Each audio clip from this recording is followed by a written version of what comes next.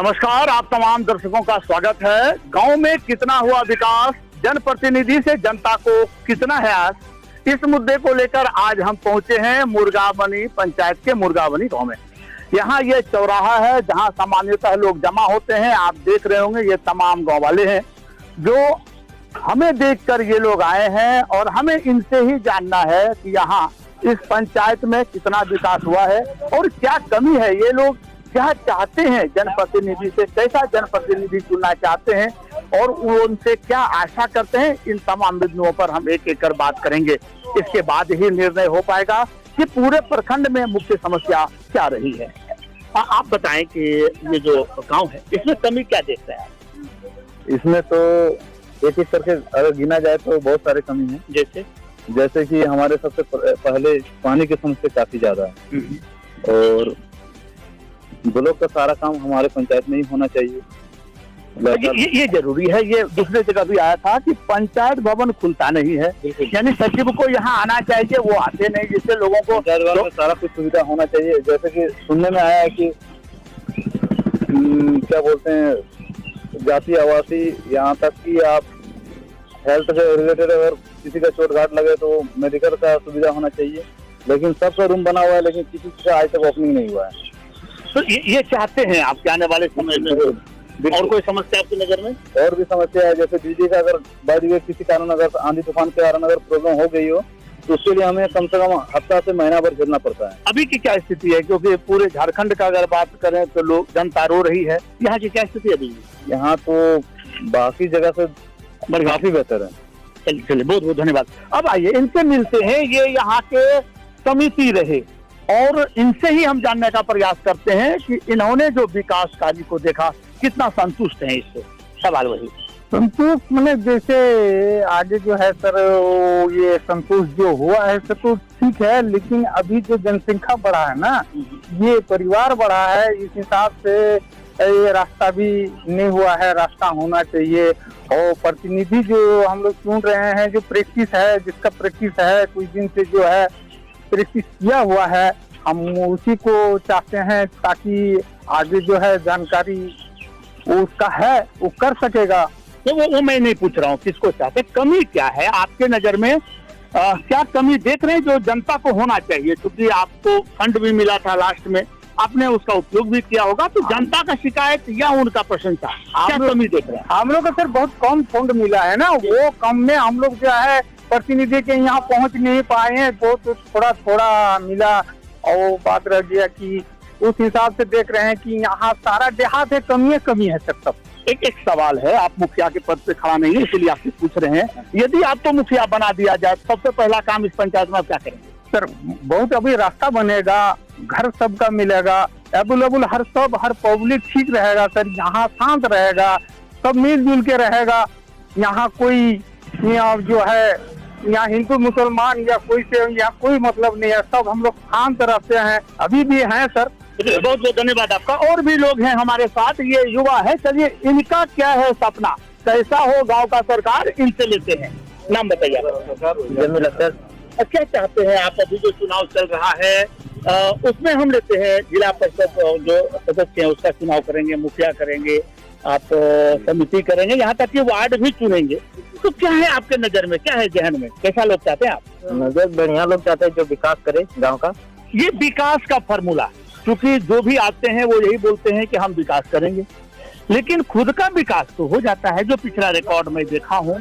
तो आप विकास में क्या चाहते हैं? मान के चले हम यहाँ हैं और अभी यहाँ एक गिट्टी भी बाहर से आ गया तो कुछ बढ़ोतरी हुआ, विकास हम इसे भी कर सकते हैं। तो आपके नजर में किस तरह का विकास है? विकास जैसे कि देखिए, पानी का सबसे ज्यादा यहाँ समस्या है। नहाने के लिए 2 किलोमीटर 3 किलोमीटर चलना पड़ता है और बहुत ही तकलीफ होता है यहाँ पर। जैसे कि रोड भी देख लीजिए बहुत। हम रोजगार पर आते हैं। भारत सरकार कहती है कि हम मनरेगा के तहत लोगों को काम दे रहे हैं, पलायन ना करे इसके लिए बागवानी है, झारखंड सरकार ने दे दिया। कितने लोग इसका, क्या यहाँ के लोग लाभ ले पा रहे हैं उसका? नहीं, आपका लोग लाभ नहीं ले पा रहे। तो यही सवाल था। तो युवा क्या चाहते हैं आगे, जो आते हैं आपसे वोट मांगने आते होंगे, तो उनसे ये प्रश्न आप लोग करते हैं कि इसकी व्यवस्था आने वाले समय में जरूर करें, पिछले बार हो नहीं पाया? हाँ, इस बार जरूर करें। ये बात रखते हैं? हाँ, रखते हैं। जी बिल्कुल। झारखंड सरकार का जो भी लाभ हो, ब्लॉक स्तर हो चाहे जिला लेवल हो, कोई भी विलेज आदमी को जानकारी नहीं होता है। कोई मेरा कहने का मतलब यही है कि कोई भी उम्मीदवार हो, मुखिया हो, जिला परिषद हो, ये इन्फॉर्मेशन गांव वालों को देना अति आवश्यक है। तो जहां तक हो सके सबसे बड़ा दोषी तो जिला परिषद और क्या बोलते हैं मुखिया पदे हैं, ताकि हम गांव वालों को कोई जानकारी नहीं मिलता है, जिसके कारण हम लाभ नहीं ले पाते हैं। अब समझ लें, इनका अस्पष्ट जो कहना था, सब जगह हम जाते हैं कि पानी की मुख्य समस्या रही है इस गांव में। दूसरा है बेरोजगारी। यदि आप कागज कलम पर देखेंगे तो मनरेगा काम में इस गांव का नाम टॉप में से एक है। यदि हम कागज उलट के देखें तो यहाँ मजदूरों की संख्या अच्छी है, डोभा का निर्माण बढ़िया हुआ है, परंतु जो आप युवा से देखें कि उसका समुचित लाभ जिसे मिलना चाहिए उसे मिल नहीं रहा है।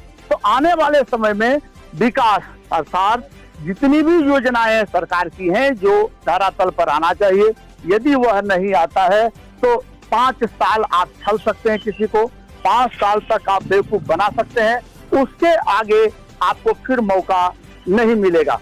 क्या मैं सही बोल रहा हूँ? ये बिल्कुल सर। तो वादे, अब एक सवाल यहाँ एक और होता है, वादा तो सबका है, लेकिन वादा टूट जाता है। उसमें से जो विश्वासी हो, ये कैसे चुनाव करेंगे आप लोग? जो 5 साल का विकास के आधार पर ही जो थोड़ा बहुत काम किया उन्हीं को मजबूरन करना और क्या। ये तो हो गया कि जो थे, लेकिन जो इस पद पे नहीं रहे, मान लें कि ये एक मुखिया प्रत्याशी इस बार नए आए हैं और ये वादा करते हैं कि मैं काम करके दूंगा, पीछे नहीं हुआ, विश्वास कैसे किया जाए? एक बार आजमाना होगा। यानी पिछला रिकॉर्ड जो उनका रहा है उस हिसाब से ही काम करना होगा। इसके बाद ही पता चलेगा कि प्रत्याशी के वादे में कितना रहा है दम और उनकी इच्छा शक्ति क्या रही है। अन्यथा आपको तो पता है कि प्रधानमंत्री आवास योजना में लाभ किसको मिला, मनरेगा के तहत तो अभी स्वयं एक नवयुवक ने बता दिए कि क्या स्थिति रही।